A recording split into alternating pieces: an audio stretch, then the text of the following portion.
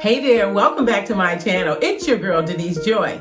In this video, I'm going to show you how to make those tight corners for your shower curtain wall art hack.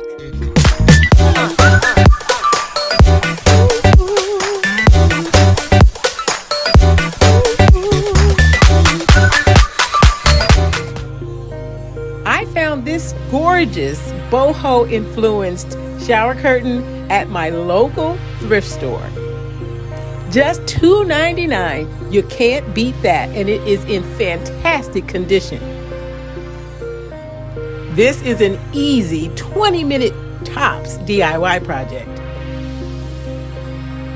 Here's how to get those crisp, tight, professional-looking corners. It's a little like wrapping a present. You'll practice it a few times, but you'll get it.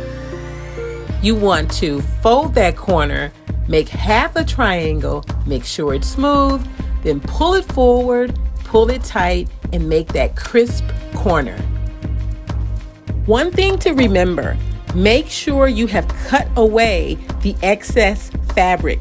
That will make your corners much easier to do.